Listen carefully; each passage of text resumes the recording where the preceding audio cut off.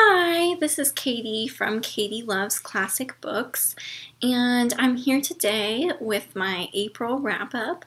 And it's nighttime, so I'm in front of the fire, and I hope the lighting isn't too bad because of that.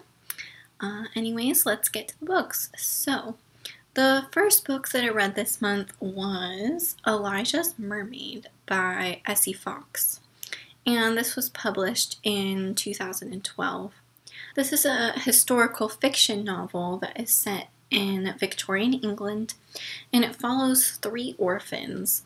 One orphan is a girl named Pearl, and she is found in the Thames when she is a baby, and so she is brought up in a brothel.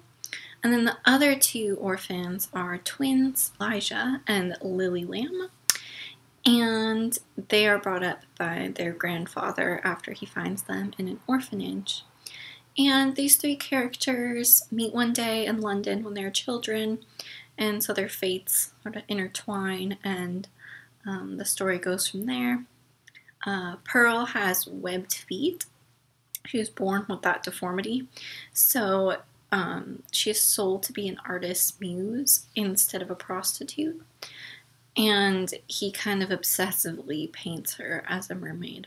So I enjoyed this story for a little while. The beginning was okay, and I thought Essie Fox is doing a pretty good job at mimicking the Victorian style, and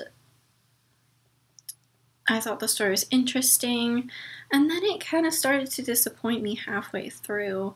I sort of saw what she was trying to do. I think she was trying to mimic like a Victorian sensation novel like those of Wilkie Collins. I definitely saw some resemblance to The Woman in White, but I just don't think she really accomplished what she set out to do. It started out fine, and then I felt like some of the things that happened were just too silly and just didn't seem realistic, or that they really fell into that genre, and so it kind of lost its magic for me, I guess. And there's also a love story in this book between Elijah and Pearl. It really doesn't take up very much of the book. The book is called Elijah's Mermaid, and their love story just wasn't believable or interesting, or I just really didn't care. I didn't really feel anything between them. So, yeah, overall, just an okay book. Started out okay, didn't end the way I would have liked it to. So it held promise, but I just don't think it lived up to that promise. So I gave this 3 to 5 stars on Goodreads. Looking back, maybe I should have docked it down a star. I'm not really sure, but the first half was, enjoyable, so that's why I gave it 3 to 5 stars. So overall, just okay. Don't really recommend this one out of the books that I read this month. The second book I read this month was The Victorian Sheas Lounge by Margarita Lasky, and this was published in 1953, and I gave this 3 out of 5 stars. This was published by Persephone Books, who I think is a really cool publisher.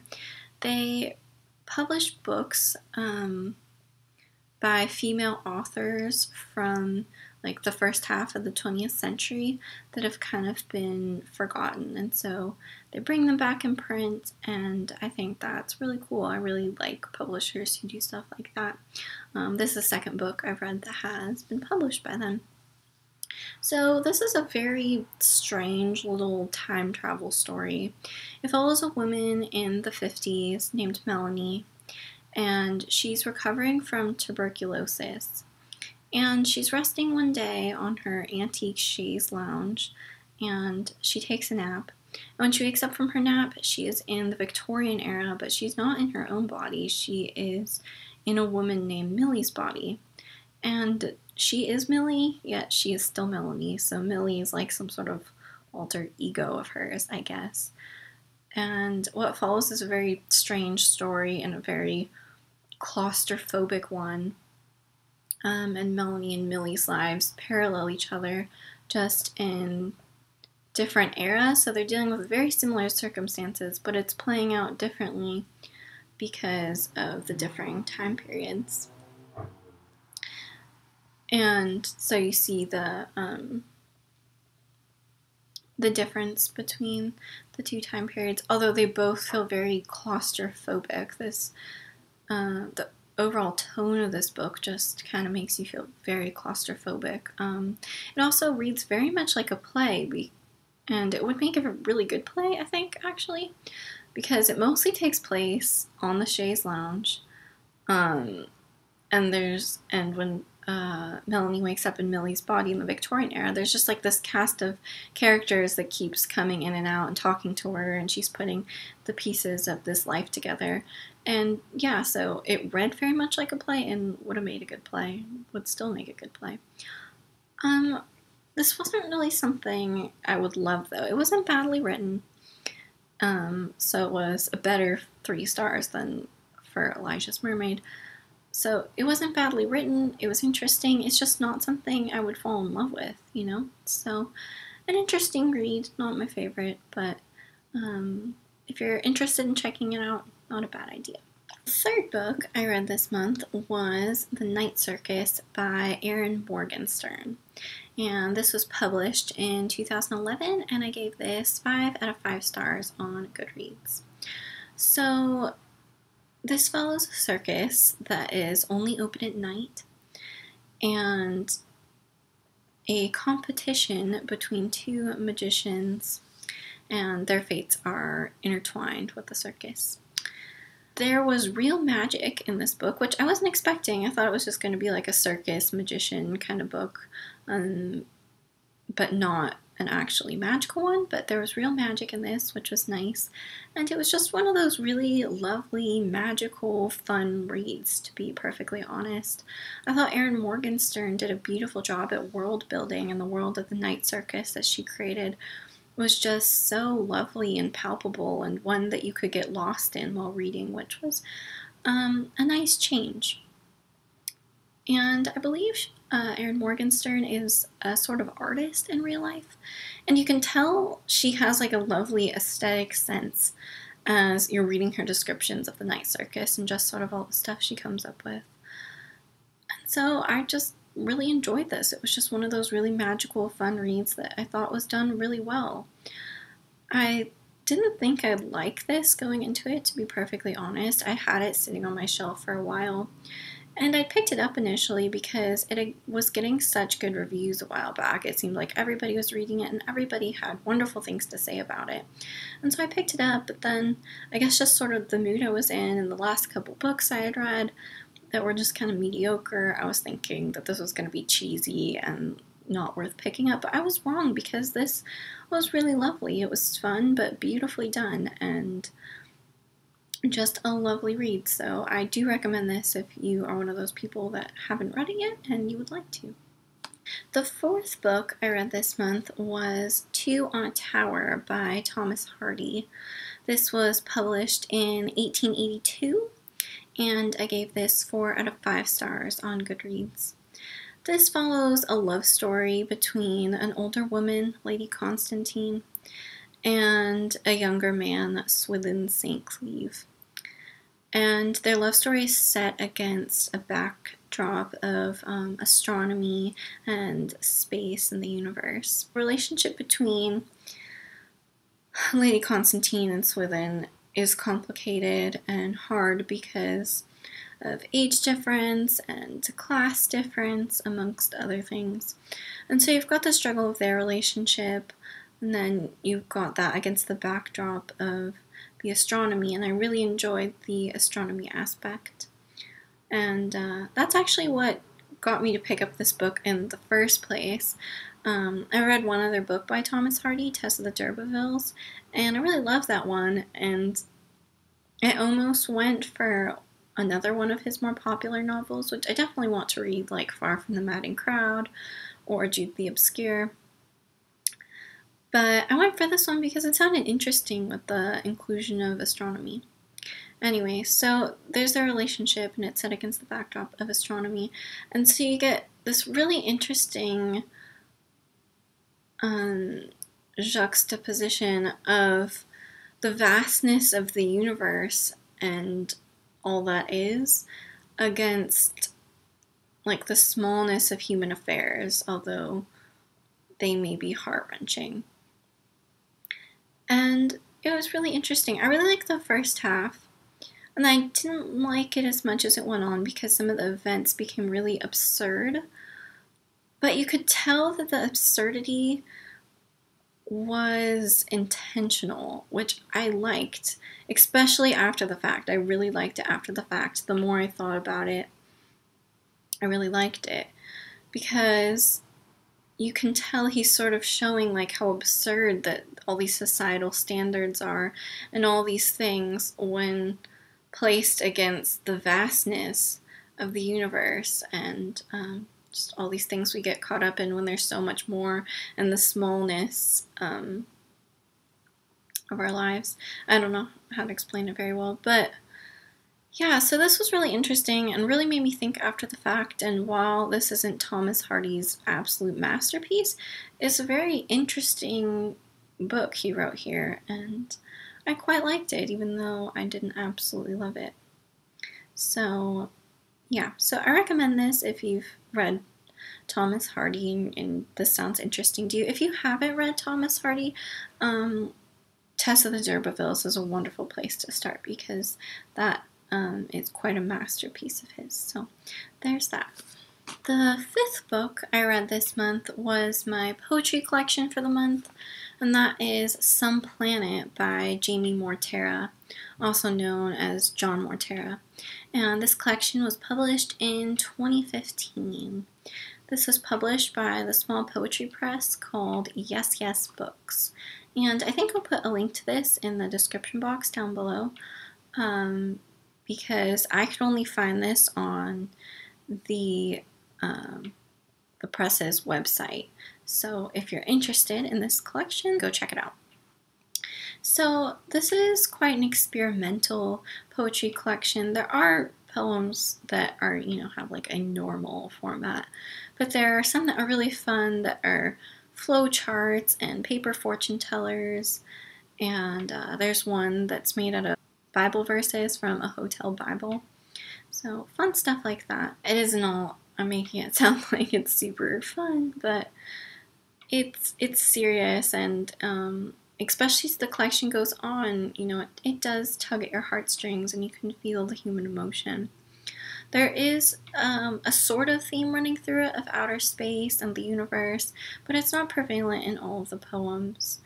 And like I said, it's very human though. And there were quite a few poems. I didn't love all of the poems, but there were quite a few poems that I really related to and some that just really stuck with me.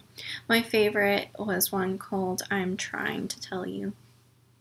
This wasn't a collection where I loved every single one of the poems. I feel like it's like that with most poetry collections for me. It's really hard to read a collection and understand every single poem. I feel like sometimes some poems keep you at arm's length because they may be too personal for you to even understand. And then there'll be poems, that strike a chord in you. And most poetry collections are like that for me. And so this was like that. There are poems that I really related to, and there were others that I just didn't quite get. But it was a really good collection. It had fun moments. It had some profound moments. And it was really great. And I hope to see more from Jamie or John Mortera in the future. So there's that. And I would suggest checking it out if you're interested. The sixth and final book I read this month was Ghostwritten by David Mitchell. This was published in 1999, and I gave this 5 out of 5 stars on Goodreads. So this is a series of interconnected tales. There are 9 different storylines that you follow, and they take place across the globe. There are storylines in Japan, China, Mongolia, Russia, England, and New York, and Ireland as well, I forgot. So it follows these people who in some vague way are interconnected to each other. They are all kind of lonely people, or people that are kind of on the outskirts of society. The themes of cause and effect and chance and fate are explored, and events are shown that kind of show some of the corruption of our world and possible things that could lead to the demise of the world as we know it. If you're familiar with David Mitchell, you'll know that all his books are kind of written in the same universe, and so if you have a good eye, you'll realize they're kind of end up being connected to each other, but they're not sequels or anything like that. And so in this book, if you've read Cloud Atlas, you can see kind of some of the events that led to the future world that is depicted in Cloud Atlas. So that was really interesting. And this book just encompassed so much. I finished it and I feel like a world traveler because it encompassed so much of our world, not all of it, but a lot of our world. And it showed all these people and it just showed all these problems with our world. And it was realistic, and yet there were some like metaphysical or like science fiction aspects that I wasn't really expecting. And it was really fabulous. It was a really fabulous exploration of our world and our humanity, and kind of a more serious tone, the direction our world could be heading in. Yeah, and so I really liked this. I love David Mitchell. He's my favorite contemporary author right now, that's for sure. I've read 5 out of his 6 books now. And this was his debut novel, which I'm really surprised because this was fabulous. I don't think I expected it to be as good as it was. I expected it to be a little more rough around the edges, but he really packed so much in here, and it was just quite the endeavor. And I thought he went about it quite well. And for an author starting out, this was really impressive. The endings of his books are always not very clean cut. You don't really get all the explanations that you want, and that's how it was with this one. David Mitchell really makes you think and piece together things on your own. You don't really get easy explanations for what's happening, but I kind of like that. It just kind of adds to the complexity that is David Mitchell's work. And so I really liked this novel. This was wonderful. And if you haven't read a David Mitchell novel, I really highly suggest you do. I always suggest people start with Cloud Atlas, and I probably still do because that's my favorite, and I just think it's the penultimate book of his. But if you really wanted to start at the beginning, this is not a bad place to start if you wanted to start with his first work, because this was quite good and I really liked it. So that was Ghost Written. Alrighty, so those are all the books I read in April. I actually had a really good reading month. My last 2 months, because I was reading Les Mis, I only read like 3 books each month. And so I'm really glad that this month I got, more books to read. So it was kind of fun, and I hope you enjoyed my wrap-up. And I'll talk to you soon. I'm always on Tumblr and Goodreads as usual. If you want to read full-length book reviews of any of those books, they'll be on both Tumblr and Goodreads. So that's all, and I'll talk to you soon. Bye.